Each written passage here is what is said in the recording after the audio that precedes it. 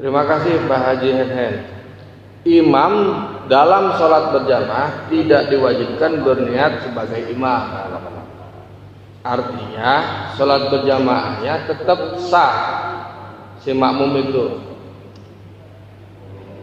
Tetapi dihitungnya itu imam berarti sholat sendiri. Jadi dia tidak dapat pahala berjamaah. Gitu. Jadi sah berjamaahnya sah. Cuman imam itu disunatkan, di sini mustahabun, disunatkan membaca atau berniat sebagai imam supaya dapat pahala berjamaah. Itu. Jadi si imam deh udah niat imam gitu. Kayak tadi kan orang belakangan, dia kan niatnya tadi makmum sholat pertama. Terus ada orang datang, sep, ya ngepak bermakmum dia plak, ya. Kan bermakmum tuh yang baru datang ke orang makmum yang tadi telat itu. Nah, dia kan nggak merubah niatnya, ya berjamaahnya sah, walaupun dia tidak niat lagi. Maksudnya ayam makmum akhirnya gitu. Main aja, jual aja. Pas saya jadi imam, saya berniat jadi imam gitu aja di dalam hati, udah sah gitu. Itu maksudnya model kayak begitu Pak Haji kejadiannya. Sehingga imam itu disunatkan berniat menjadi imam, tetapi tidak wajib. Gitu Pak Haji. Walaupun dari sholat pertama itu sudah tidak diniatkan keluar lisan imam. Iya. Dari awal sudah ada jamaahnya. Iya. Contoh gini lah, kita sholat di masjid publik atau di mana gitu, di sini lah kan. Misalkan kita sholat sendiri gitu. Ya, kita sholat sendiri gitu. Karena ini jamaahnya udah bubaran gitu. Jamaah utama kan sudah bubaran. Kita baru datang, sholat sendiri.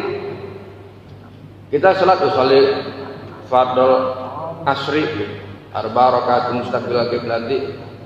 Ada alillahi ta'ala kan gitu, nggak ada imam, nggak ada makmum kan, karena udah sholat sendiri tapi di masjid gitu. Allahu Akbar.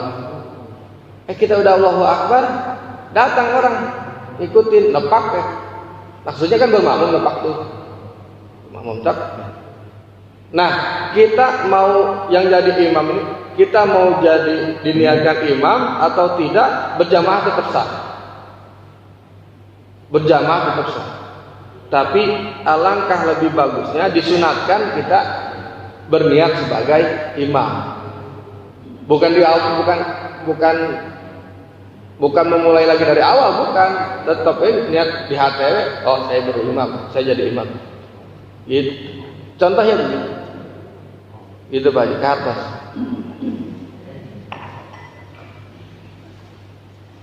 Masih ada yang lain? Dipersilakan Ibu. Coba. Itu dulu. Sebentar dulu Ibu ini dulu.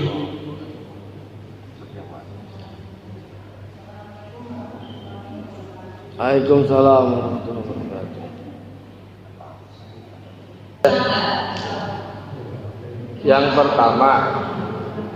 Yang pertama masalahnya ibu nanya itu udah batal. Ya ibu nanya kan, lagi sholat nanya, Bu kenapa nggak jawab amin? Ya udah batal. Satu ya, masalah itu satu. Sholat ibu batal sebagai imam, sebagai sholatnya ya batal kalau nanya, ya kan? Sarwan dicontohkan tilatnya, amin batal. Yang kedua, hukum baca amin itu sunnah, bukan rukun, jadi tidak masalah. Yang ketiga, syarat berjamaah itu lihat atau tahu itu bisa lihat, bisa dengar. Alat untuk mengetahui itu dengan melihat atau mendengar. Salah satu itu boleh, keduanya boleh. Jadi yang zahirnya kelihatan berarti sah berjamaah. Yang zahirnya apa? Ya gerakannya, namanya nggak dengar. Itu. Kalau di sini ditutup nggak kelihatan kan? Ibu-ibu tadi sholat, tapi dengar. Dengar itu cara untuk menjadi tahu sah. Gitu. Jadi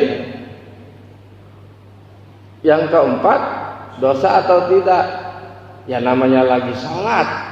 Ya nggak? Nah sholat mah nggak ada sholat jelek, bagus aja sholat mah. Gitu, nggak ada cerita dosa di situ mah. Dan kita lagi sholat, itu secara teknis ada kendala. Itu aja. Nah itu diulang lagi Pak? Diulang lagi. Apakah saya harus wudhu lagi? Loh, Atau tidak gitu? Apa lanjut aja ulang lagi? wudhu lagi apa hubungannya wudhu lagi? Jadi nggak usah wudhu.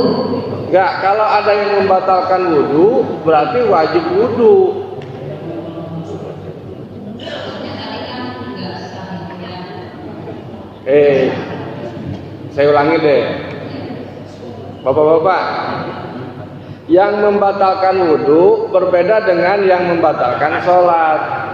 Berbeda ya.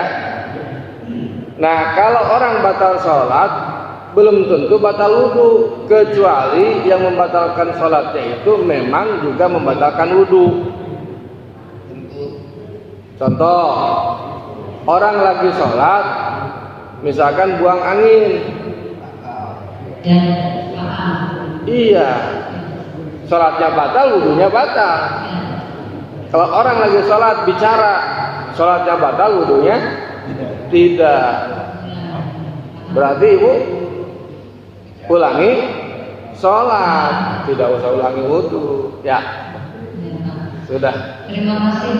Assalamualaikum warahmatullahi wabarakatuh. Waalaikumsalam.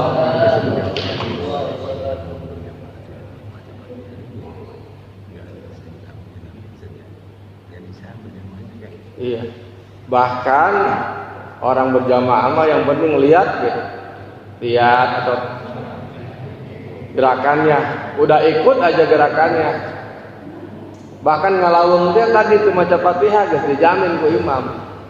Bu. Jadi makmum kita nih karena udah sepuh, Bu. Enggak baca Fatihah. Udah sepuh ngalawung dia sah, kita berjamaahnya sah. Berjamaahnya sah. Ya, sah aja. Walaupun dia nggak baca Fatihah gitu. Oh nyangaran lagi tersepuh tuh bu. Dari kene sholat itu masih bagus. Udah gitu aja kita mah. Ya, sholatnya perjuangan bener tuh pak. Kurang hayang sholat ke masjid emang itu berat itu ngelawan tunduhnya. Bisa sholat ke masjid itu perjuangan menurut istimewa. Sekarang kalau orang udah sepuh, duduknya udah nggak bisa lama, berdirinya nggak bisa lama, rukunya udah nggak sempurna, sujudnya udah nggak bisa sempurna, dia masih bisa sholat udah bagus. Itu udah istimewa, udah berkah, benar nggak? Itu. Jadi kita lihatnya positifnya. Jadi mun aya sepuh misalkan rukuna itu sempurna, sujudnya itu sempurna, Fatihahna itu bener, kajen saya. Daek sholat oge tos bagus. Saya kira itu.